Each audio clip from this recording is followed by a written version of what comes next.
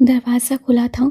उसने धकेला तो वो एक नागवार मगर आहिस्ता आवाज़ के साथ खुलता चला गया। सामने लाउंज में अबतरी फैली थी। छोटा सा किचन भी साथ ही था जिसमें उसकी बीवी काम करती हुई दिखाई दे रही थी। हाशिम कदम कदम चलता किचन के दरवाजे पे आ खड़ा हुआ। उसकी बीवी उसकी जाने पुश किए चूल्हा जला रही थी।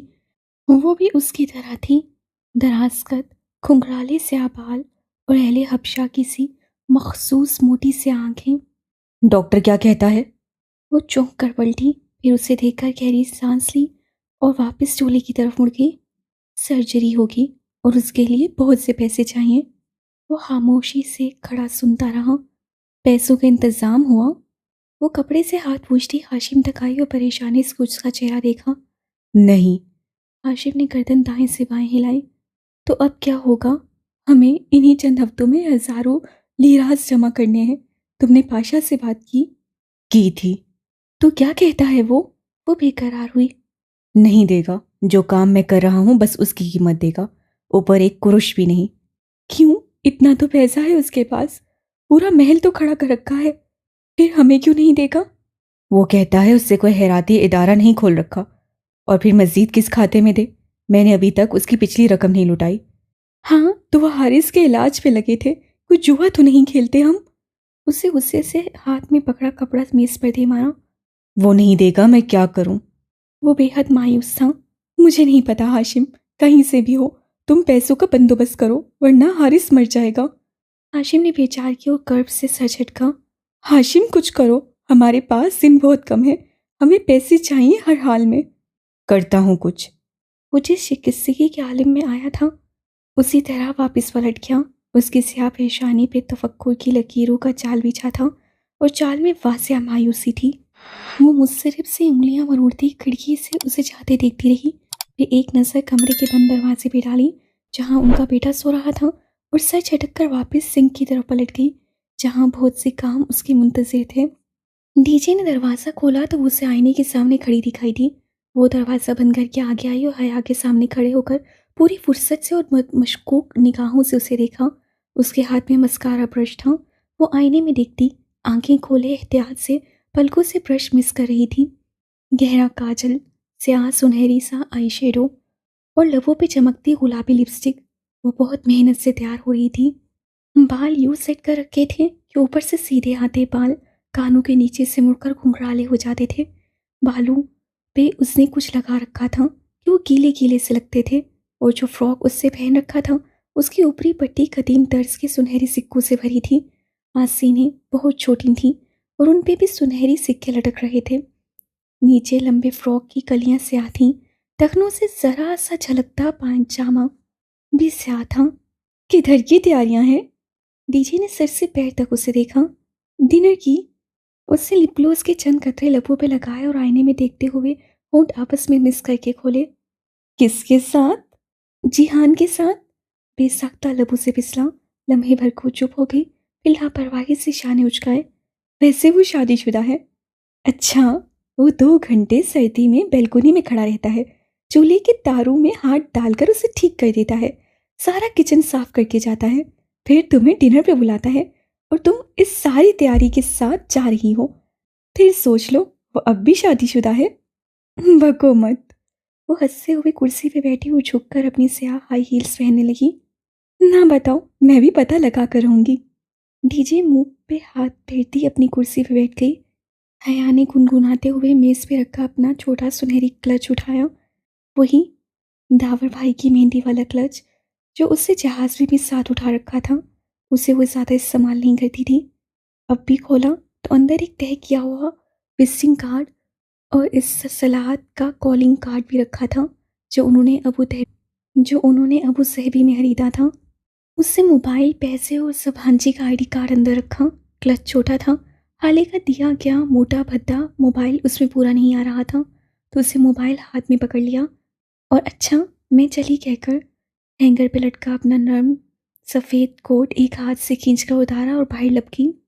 बारीक लंबी हील से पथरीली सड़क पर चलते हुए उससे कोट सीधा किया और पहना। फिर चलते चलते सामने से बटन बंद किए। कोर्ट सेल का स्टॉप ज़रा दूर था, उसे वहां तक पैदल जाना था। वो कोट की जेबों में हाथ डाले सर झुकाए तेज से सड़क पे चलती जा रही थी। शाम की ठंडी हवा से उसके गीले घुंघराले बाल कमर पे उड़ रहे थे। चंद लम्हे वो कोरसिल स्टॉप के करीब पहुंची। उसे कोरसिल दूर सभांजी के गेट से बाहर निकलती दिखाई थी। हाली ने कहा था, जिस दिन तुम्हारी कोरसिल छूटेगी उस दिन तुम्हें हाले नूर बहुत याद आएगी। और इस पल बेबसी और दुख से उसे दूर जाती कोरसिल देखकर वाकई हाले नूर बहुत याद आई थी। उससे जेब से मोबाइल निकाला और जिहान को पैगाम लिखा, मेरी कोरसिल छूट गई है, मुझे पिक कर लो, मैं स्टॉप पे खड़ी हूँ। वो कितनी ही देर वहाँ सड़क पे टहलती रही मगर उसका जवाब नहीं आया। शायद उस गरीब के पास जवाब देने का भी क्रेडिट नहीं था। हॉर्न की आवाज़ पर वो हाल में लौट आई जहाँ एक स्याह चमकती हुई कार उसके ऐन सामने खड़ी थी। ड्राइवर ने बटन दबाकर अपनी तरफ का शीशा नीचे किया और चेहरा जरा सा मोड़कर उसे मुखातिब किया। Madam Suleman, Taksim square, Jahan Sikandar. तुर्क लबो लहजे में ड्राइवर ने चंद अल्फाज अदा किए तो उसे सर हिला दिया और दरवाज़ा खोलकर पिछली निश्चित पे बैठ गई। वो यकीनन जिहान का ड्राइवर था। गो कि उसने मफलर चेहरे के गिर लपेट रखा था और सर पे टोपी भी ले रखी थी। हया बस उसकी एक झलक ही देख पाई थी, फिर भी उसे गुमान गुजरा उससे उस स्याह फाम हबशी को कहीं देख रखा है। कहाँ, ये सोचने का वक्त नहीं था। वो मुस्कुराते हुए जिहान को बहुत शुक्रिया, मैं पहुंच रही हूँ लिखने लगी। ज़रा की ज़रा उसे निगाह उठाकर बैक व्यू मिरर में एक दो बार देखा भी, मगर ड्राइवर ने उसे कुछ यूँ सेट कर रखा था कि वो सिर्फ अपना चेहरा ही देख सकती थी। टॉक्सम स्क्वायर पे तारीकी के पंछी ने अपने पर फैला रखे थे और उसी मुनासबत से हर सू बत्तियाँ जगमगा रही थीं। पूरा स्क्वायर इन मसनूई रोशनियों से चमक रहा था। मुजस्मा आज़ादी के अतराफ से मुखालिफ समितों में सड़कें निकल रही थीं। वहाँ हर सू ट्रैफिक का रश था। मुजस्मा आज़ादी को चारों अतराफ से घास के एक गोल कतई अर्जी ने घेर रखा था, जैसे किसी फूल की चार पत्तियाँ हों और हर पत्ती के किनारों की लकीर पे पथरीली रोश बनी थी। वहाँ लोगों की खूब चहल पहल थी। ड्राइवर ने स्क्वायर के मुकाबिल एक इमारत की बैरूनी दीवार के साथ गाड़ी खड़ी कर दी। जिहान सिकंदर। उसे उंगली से उसी दीवार के साथ दूर इशारा किया जहाँ जिहान की सफ़ेद कार खड़ी थी। यूं कि वो दीवार के उस किनारे पे थी तो ये स्याह कार उस किनारे। उसने दरवाज़ा खोला और बारीक हील एहतियात से बाहर सड़क पे रखी। टॉक्सिम स्क्वायर को उसकी हील्स पसंद नहीं थी, उसे अंदाज़ा था। वो अपनी गाड़ी के साथ ही खड़ा था। बोनट खोलकर वो झुके हुए कुछ तारें जोड़ रहा था। स्याह जैकेट और जीन से मलबूस, हमेशा की तरह से आम से हुलिये में। वो कोट की जेबों में हाथ डाले सेज सेज चलती उस सकाई। वो कुछ गुनगुनाते हुए एक तार को दूसरी तार के साथ जोड़ रहा था। हील की टक टक पे रुका और गर्दन घुमाकर देखा। सलाम अलैकुम। उसे देखकर वो मुस्कुराते हुए सीधा हुआ। वालेकुम सलाम। इस तारीख कोने में क्या कर रहे हो? मेरी कार हर खास मौके पर दगा दी जाती है, अब भी मसला कर रही है। खैर, मैं फिक्स कर लूँगा। वो हाथ झाड़ते हुए लापरवाही से बोला, वो तो तुम कर लोगे, मुझे पता है। जिहान सिकंदर के पास हर मसले का हल होता है। वो धीरे से हंसी। तुम बताओ, पूरे स्क्वायर पे मुझे तलाशते तुम्हें कितनी देर लगी और बस पे आई हो? नहीं, तुम्हारी भेजी गई शोफर कार में आई हूँ। वो धीरे से हंसियाँ। ये तंज करना कहाँ से सीख लिए हैं तुमने? मैं इतना गरीब भी नहीं हूँ कि तुम यूँ मजाक उड़ाओ। वो हंसकर सर झटकता बोनट बंद कर रहा था। हया ने गर्दन फेर कर पीछे देखा। तवील दीवार के उस सिरे पे वो स्याह कार उसी तरह खड़ी थी। तुम्हें मेरा मैसेज नहीं मिला था? वो कतरे बेचैनी से बोली। मैसेज? जिहान ने जेब थपथपाई। मेरा मोबाइल कहाँ गया? उसे दूसरी जेब में हाथ डाला और अपना स्मार्टफोन निकाला, फिर उसकी सिगरेट को उंगली से छुआ। नहीं। उसे स्क्रीन हया के चेहरे के सामने की। वहाँ इनबॉक्स खुला था और हया का कोई पैगाम ना था। हया ने बेख्तियार अपने हाथ में पकड़े फ़ोन को देखा। उस पे पैगाम रुकने का निशान आ रहा था। उसने जल्दी से बटन दबाते हुए आउटबॉक्स खोला। उसके दोनों पैगाम वहीं फंसे हुए थे। ओह, बैलेंस बिल्कुल ख़त्म था। जाहिर है, फिर मैसेज कैसे जाता? कोई खास बात थी क्या? वो कार को लॉक कर रहा था। तुमने मुझे इस पार्किंग एरिया में डिनर करवाना है या किसी मुनासिब जगह पे? वो बात बदल गई। कनखियों से उसने उस लशपश चमकती स्याह कार को देखा जो दूर खड़ी थी। उसे किसने भेजा? वो कुछ भी समझने से कासिर थी। अगर ये कार मेरा इतना वक्त ज़ाया ना करवाती तो मैं अब तक किसी रेस्टोरेंट में जगह भी ढूंढ चुका होता, लेकिन अब भी देर नहीं हुई। दोनों साथ साथ सड़क के किनारे चलने लगे। इस्तक्लाल स्ट्रीट नामी वो तवील गली टॉक्सिम स्क्वायर के साथ से निकलती थी। वो हफ्ते की रात थी, सो इस्तक्लाल स्ट्रीट रोशनियों में नहाई रंगों और कुमकुमों से सजी रौनक के उरूज पे थी। वहाँ लोग हमेशा की तरह दोनों अतराफ में तेज तेज चलते जा रहे थे। गली की दोनों जानिब चमकते शीशों वाली शॉप्स और रेस्टोरेंट्स में हासा रश था। वो आगाज में ही दाएं हाथ की कितार में बने एक रेस्टोरेंट में चले आए। सर्द रोशनियों से मेजिन छत और जगमगाते फानूस ने रेस्टोरेंट के माहौल को एक ख्वाबनाक सा तासुर दे रखा था। उस कोने वाली खाली मेज के साथ रखे स्टैंड पे हया ने कोट उतार कर लटकाया और जिहान के मुकाबिल कुर्सी खींच कर बैठी। सर्द रोशनियों में उसके फ्रॉक के सुनहरी सिक्के चमकने लगे थे। उसने दाएं बाजू में एक सुनहरी कड़ा पहन रखा था और अब वो कोनी मेज पे रखकर बाएं हाथ की उंगलियों से कड़े को घुमा रही थी। सुनहरी क्लच और मोबाइल उसने मेज पे ही रख दिया था। ऑर्डर मैं करूं या तुम? दावत तुम्हारी तरफ से है, सो तुम करो। उसने जरा से शाने उचकाए। जिहान ने मुस्कुराकर सर को हम दिया और मेन्यू कार्ड खोलकर नाम आग से भरने लगा। अपनी आदत के मुताबिक वो पढ़ते हुए निश्चल लब को दांतों से दबाए हुए था। हया ने कदरे बेचैनी से पहलू बदला। इस सकलाल चतेसे में कितने ही लोगों ने मुड़ मुड़ कर उस कदीमी यूनानी देवियों के ऐसे सिंगार वाली लड़की को सताइश से देखा था, मगर ये अजीब शख्स था। कोई तारीफ नहीं, कोई इजहार नहीं, इतनी लातौलकी और बेखबरी, वो भी उस शख्स की जो एक नज़र में सारे मंजर का बारीक बीनी से जायजा ले लिया करता था। उसे अपनी सारी तैयारी राय कहाँ जाती हुई महसूस हुई थी। ऑर्डर कर चुकने के बाद वो मेज़ पे कोनियाँ रखे, दोनों हाथ आपस में फैसाए, हया की तरफ मुतवज्जा हुआ और जरा सा मुस्कुराया। तुमने मुझसे उस रोज पूछा ही नहीं कि मैं तुम्हारे डॉम ब्लॉक क्यों आया था? वो मुस्कुराते हुए कितना अच्छा लगता था। उसके हल्के से भूरे शेड लिए स्याह बाल नौउम्र लड़कों की तरह माथे पे सीधे कटे हुए थे और अमूमन वो हल्के हल्के गीले होते थे। पुरकशिश आंखों में एक नरम धीमा सा तासुर लिए वो अब इतना कमगो और मुख्तात नहीं लगता था जितना पहले दिन लगा था। जाहिर है किसी काम से ही आए होगे, मुझसे मिलने बिलखसूस आओ, ये तो ज़रा मुश्किल है। तुमसे मिलने बिलखसूस ही आया था और उसके लिए मम्मी को पाकिस्तान फातिमा आंटी को फ़ोन करके तुम्हारे डोम का नंबर पूछना पड़ा था, वरना तुमने तो हमें एड्रेस तक नहीं दे रखा। और ये बात तो अम्मा ने उसे कल ही फ़ोन पे बता दी थी, मगर लम्हे भर को उससे सोचा था कि ढूंढने वाले तो बिना पते के भी ढूंढ लेते हैं, जैसे वो सफ़ेद गुलाब उसे हर जगह तलाश कर लेते थे। तो फिर आप क्यों आए थे मुझसे मिलने? बस यूं ही, मुझे लगा था कि तुम उस रोज़ इस्तकलाल स्ट्रीट में मुझसे खफा हो गई थी। अच्छा, तो आपने मुझे उस दिन पहचान लिया था? हो सकता है वो मेरी शक्ल की कोई लड़की हो। वो बहुत जल्द भुला देने वालों में से नहीं थी, सो बड़ी हैरत से कड़ी को उंगलियों में घुमाते हुए बोली। एक बात अभी क्लियर कर लेते हैं हया। वो कदरे आगे को होते हुए संजीदगी से बोला। मैं बहुत एक्सप्रेसिव नहीं हूँ, मैं लंबी लंबी बातें नहीं कर सकता। मैं प्रैक्टिकल सा आदमी हूँ, ऐसा आदमी जिसको फिक्रे माश हमेशा घेरे रखती है। मेरे पास बड़ी यूनिवर्सिटी की डिग्री नहीं है। मैं एक रेस्टोरेंट चलाता हूँ जिसकी मलकियत मेरी अपनी नहीं है। मैं कई सालों से उस रेस्टोरेंट की किस्तें अदा कर रहा हूँ जो कि पूरी हो ही नहीं रही। ये चीज़ मुझे बहुत परेशान रखती है।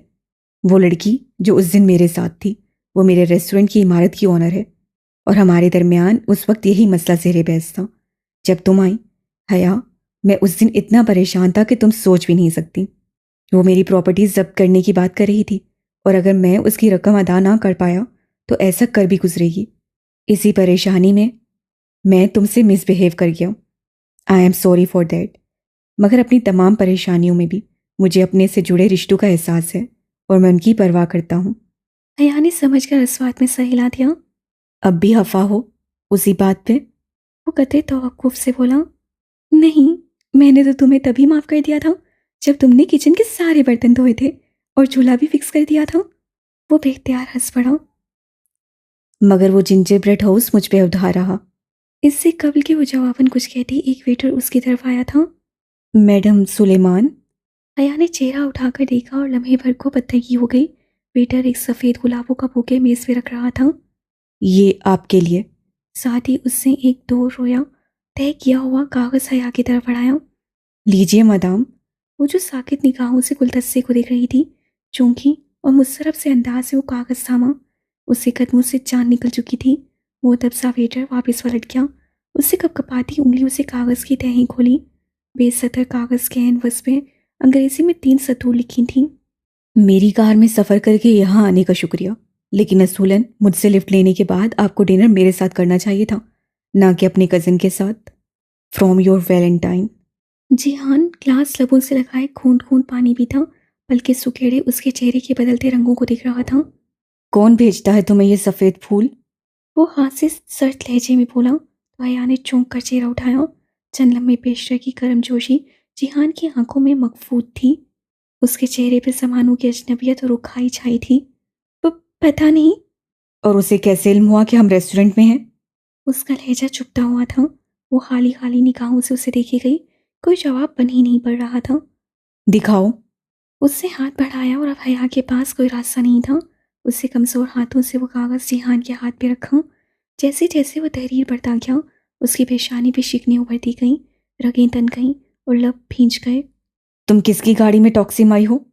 उससे निगाह उठाकर हया को देखा और वो एक निगाह से समझ गई थी कि वो एक मशरकी मर्द था।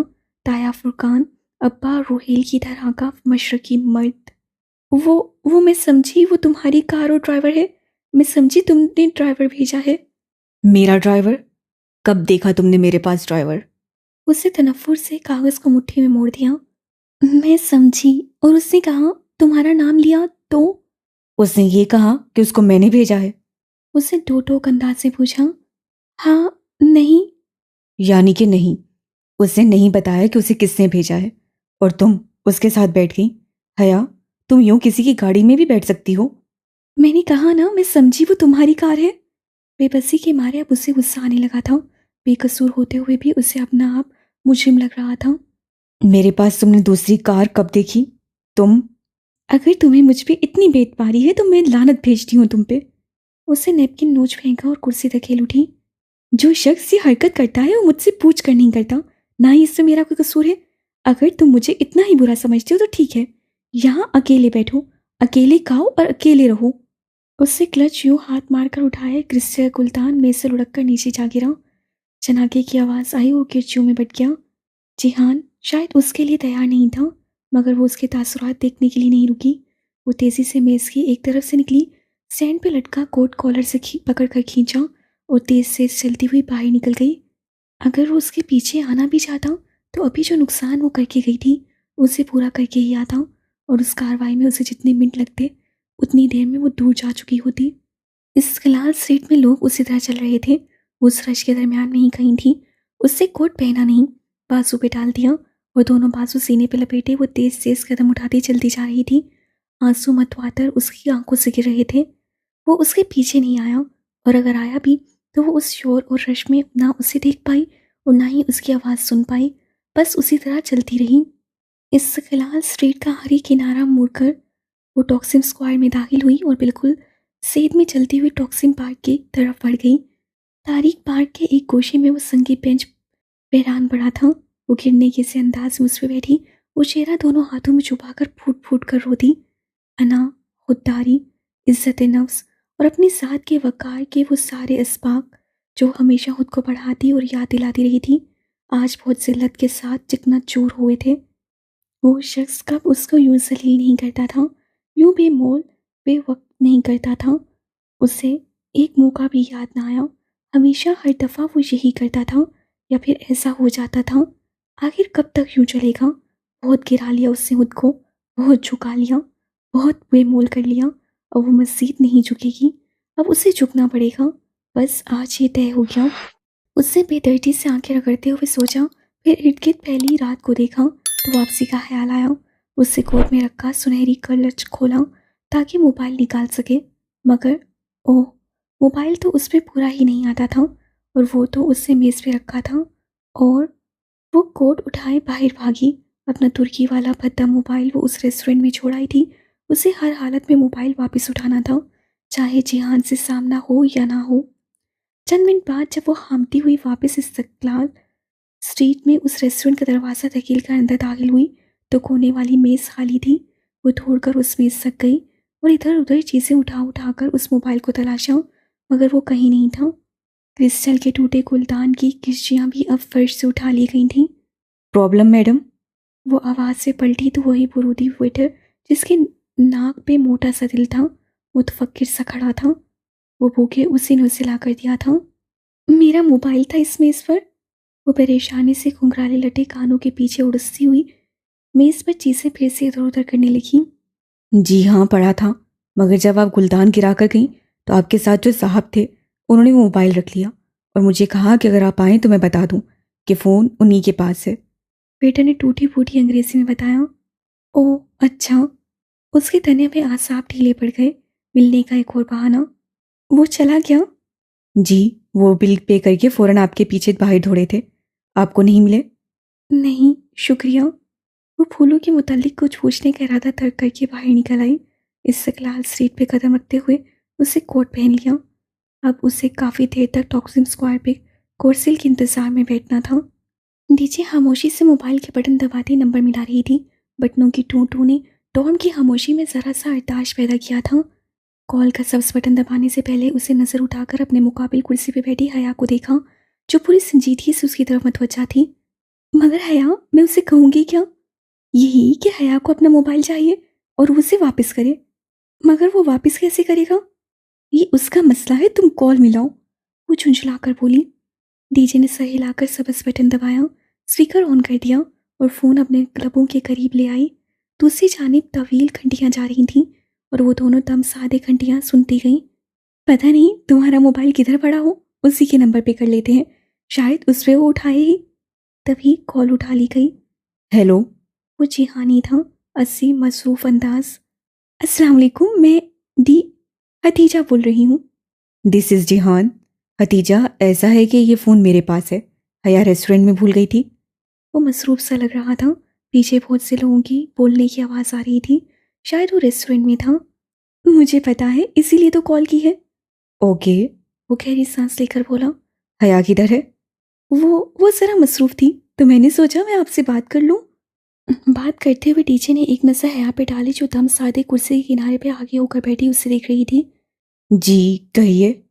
बात ये थी कि मैं और हया कल प्रिंसेस आइलैंड्स पे जाने का सोच रहे थे। इनफैक्ट हम प्रिंसेस आइलैंड्स के सबसे बड़े जजीरे बुयूक अदा जाएंगे।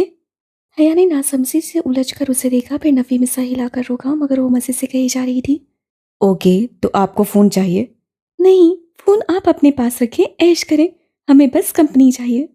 डीजे सलीम। वो बिना आवाज़ से लब हिलाकर चिल्लाई और डीजे की कोनी मरोड़ी, मगर डीजे हाथ छुड़ाकर उठी और दरवाजे की जानिब जा खड़ी हुई। कल कल तो मैं ज़रा मसरूफ़ हूँ, आपके साथ नहीं चल सकूँगा। तो परसों सुबह चलते हैं। नहीं। वो हाथ से इशारे करती उसे पास रखने की कोशिश कर रही थी। परसों तो मुझे शहर से बाहर जाना है। वो कह रहा था। फिर जुम्मे को? जुम्मे को मेरी एक अहम मीटिंग है। अब बुयूक अदा में पूरा दिन लग जाता है। फिर तो आप हफ्ते को भी मसरूफ़ होंगे। डीजे ने मायूसी से कहा तो दूसरी जानिब लम्हे भर की खामोशी छा गई। इनफैक्ट हफ्ते को मैं वाकई फारिग हूँ। ठीक है, हफ्ते को मैं आपके साथ चल सकता हूँ। वो जैसे बहुत बादल नवाज सा तैयार हुआ था। बस भी ठीक है, हम सुबह वाली कोर्सिल से कदी कोई की बंदरगाह पे पहुंच जाएंगे। आप भी 7 बजे से पहले पहले उधर हमारा इंतजार कीजिएगा। वहां से हम फिर इकट्ठे फेरी में सवार होंगे। ठीक? ठीक मैडम। और हाँ, तब तक आप हमारा फ़ोन इस्तेमाल कर सकते हैं। मैं आपका ये एहसान ताउम्र याद रखूँगा। वो ज़रा सा हंसकर बोला। वो फ़ोन बंद करके वापस आई तो हया खामोशी से उसे घूर रही थी। टीजे वापस कुर्सी पे बैठी और बड़े लापरवाह अंदाज से मेज़ से मैगजीन उठाकर सफ़े पलटने लगी। क्या ज़रूरत थी उसे साथ चलने का कहने की? हम अकेले भी तो जा सकते थे। क्योंकि मुझे उसके शादीशुदा होने में अभी भी शक है। वो अब एक सफ़े पे बागौर कोई तस्वीर देख रही थी। वैसे उसकी बीवी कहाँ होती है? यहीं, इस्तांबुल में। वो बददिली से पीछे होकर बैठ गई। उसकी क्या अपनी बीवी से कोई लड़ाई है? कभी जिक्र नहीं करता उसका? शायद मैंने इस मौजू पे कभी बात नहीं की। वैसे भी जिहां का निकाह बचपन में ही हो गया था।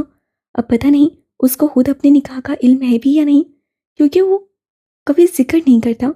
शायद फुप्पो ने उससे छुपा रखा हो। बच्चों वाली बातें करती हो तुम भी। डीजे चेहरा उठाकर हल्की से उसे देखा। आज के दौर में ऐसा कहाँ मुमकिन है कि किसी का निकाह हुआ हो और उसे इल्म भी ना हो? यकीनन उसे पता होगा, मगर यहाँ सवाल ये है कि निकाह उसका जिससे भी हो, तुम उसकी इतनी केयर क्यों करती हो? डीजे फिर मुस्कुराहट दबाए रसाले की तरफ मुतवज्जो हो गई थी। क्योंकि उसका निकाह मुझसे हुआ था। वो आहिस्ता से बोली तो डीजे ने एक झटके से सर उठाया। यानी यानी ओ गॉड, तुम्हारा उससे निकाह हुआ था तो वो तुम्हारा क्या लगा? सोतेला मामू लगा। वो बिगड़ कर बोली और अपने पंख की तरफ बढ़ गई। ओ माय गॉड, तुमने मुझे इतनी बड़ी बात नहीं बताई। टीचर अभी तक बेयकीन थी। अब बता तो दी है ना, अब जाओ, क्लास का टाइम होने वाला है और मैं आज कैंपस से ही जाऊंगी। वो ऊपर अपने बिस्तर में फिर से लेट गई और कंबल मुंह पे डाल लिया। बहुत जलील हो तुम हया।